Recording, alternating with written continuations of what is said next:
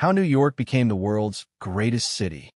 New York City, home to over 8.3 million people, 32,000 streets, 5 boroughs, and 3 rivers, stands as one of the most iconic cities on Earth. Its skyline, cultural energy, and bustling streets make it instantly recognizable. Yet, surprisingly, much of what defines New York today simply didn't exist even a century ago. The city's story is one of constant change, evolution, and reinvention. Long before skyscrapers and subways, the land was a wilderness of forests, rivers, and abundant wildlife. For thousands of years, Algonquian-speaking tribes, including the Lenape, lived in harmony with nature, hunting, fishing, and farming.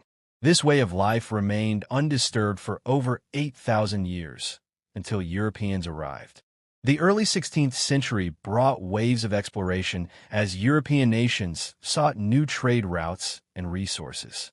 In 1524, Italian explorer Giovanni da Verrazzano, sailing for France, became the first European to enter New York Harbor, claiming the area for France. In 1609, Henry Hudson, working for the Dutch East India Company, sailed up the river that now bears his name. He claimed the surrounding lands for the Dutch Republic, laying the foundation for future trade and settlement. Soon, trading posts appeared along the Hudson River, fueling the fur trade and strengthening Dutch claims in the region. By 1624, the Dutch West India Company sent colonists to establish permanent settlements. A year later, they built Fort Amsterdam at the southern tip of Manhattan to protect their trade routes. Around the fort, a small settlement quickly grew. This was the birth of New Amsterdam, the first true foundation of what would become New York City. In 1626, Governor Peter Minuit famously purchased Manhattan from the Lenape for trade goods worth about 60 guilders, roughly $1,000 in today's money. From there, the colony expanded. Under Peter Stuyvesant, population reached 1,500 by 1655.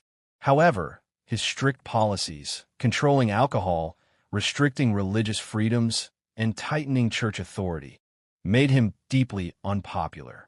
Meanwhile, the Dutch and English were locked in fierce naval wars, battling for global dominance. To defend themselves, settlers in New Amsterdam built a protective wall in 1653 along the northern edge of town, today's Wall Street. Despite these defenses, New Amsterdam fell in 1664.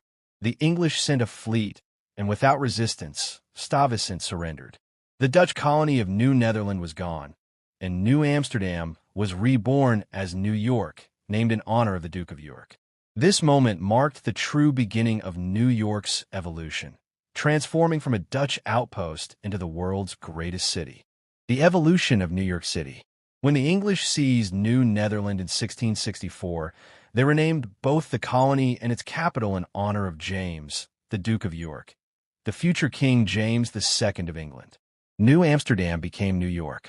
Though briefly reclaimed by the Dutch in 1673, the city was permanently returned to English control under the Treaty of Westminster in 1674. From then on, New York began its rise as a thriving colonial settlement. Under English rule, the city prospered, its economy fueled by trade and the arrival of immigrants from across Europe.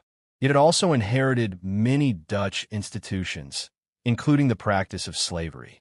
By the 1740s, enslaved Africans made up nearly 20% of New York's population, around 2,500 people, marking slavery as an entrenched part of the city's economy. As the 18th century progressed, New York became a hub of political and cultural change. Dissatisfaction with British rule grew, led by groups such as the Sons of Liberty, who challenged royal authority. In 1765, the Stamp Act Congress convened in New York, uniting colonies against unfair taxation.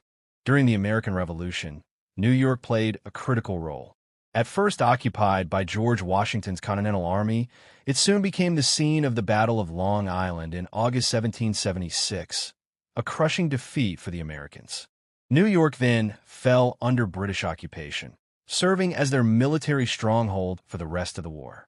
Only with the signing of the Treaty of Paris in 1783 did British forces finally depart, and New York was reclaimed as part of the new United States. The city's importance was immediately recognized. In 1785, New York was chosen as the nation's capital. At Federal Hall on Wall Street, George Washington was inaugurated as the first president in 1789, while the first Congress drafted the Bill of Rights. As the 19th century dawned, New York rapidly transformed into a global financial hub. Wall Street flourished with the founding of the Bank of New York by Alexander Hamilton in 1784 and the creation of the New York Stock Exchange in 1792. The completion of the Erie Canal in 1825 cemented New York's dominance in trade, linking the Great Lakes to the Hudson River and Atlantic Ocean. This achievement turned New York into the nation's premier port, surpassing Boston and Philadelphia. But with growth came hardship. Overcrowded tenements bred disease and poverty, particularly in neighborhoods like the Five Points and Hell's Kitchen, where gangs such as the Dead Rabbits and Bowery Boys thrived. The Great Fire of 1835 destroyed 50 acres of the city, while cholera epidemics claimed thousands of lives. The Civil War brought further turmoil. Although loyal to the Union, New York's deep economic ties to the South and opposition to conscription fueled unrest. The draft riots of 1863 erupted into one of the worst episodes of civil violence in U.S. history, lasting 5 bloody days. Yet, even amid chaos, New York flourished as a cultural capital. Central Park opened in 1858, offering an oasis of greenery. The theaters of Broadway, Carnegie Hall, and museums like the Metropolitan Museum of Art and the American Museum of Natural History elevated the city's cultural prestige. Newspapers such as the New York Times and New York Herald gave the city national influence in media. New York's skyline and infrastructure began to soar. The Brooklyn Bridge, completed in 1883, connected Manhattan to Brooklyn. In 1886, the Statue of Liberty, a gift from France, was erected in New York Harbor, welcoming millions of immigrants passing through Ellis Island. The early 20th century accelerated New York's transformation. The subway system opened in 1904, connecting distant boroughs. Skyscrapers like the Woolworth Building, the Chrysler Building, and the Empire State Building redefined the skyline. Below, the nightlife of Prohibition-era speakeasies and jazz clubs pulsed with energy, even as alcohol was banned. The prosperity of the Roaring '20s collapsed with the Wall Street crash of 1929 and the Great Depression. Banks failed, businesses closed, and unemployment soared. Central Park filled with makeshift shantytowns, bitterly nicknamed Hoovervilles. World War II revived the city's economy. Factories produced ships, planes, and tanks, while New York Harbor became a vital supply line to Europe. Troops departed from its piers, carrying America's war effort overseas. In the post-war era, New York emerged as a true world city. With much of Europe devastated, New York became the new center of global finance, culture, and diplomacy.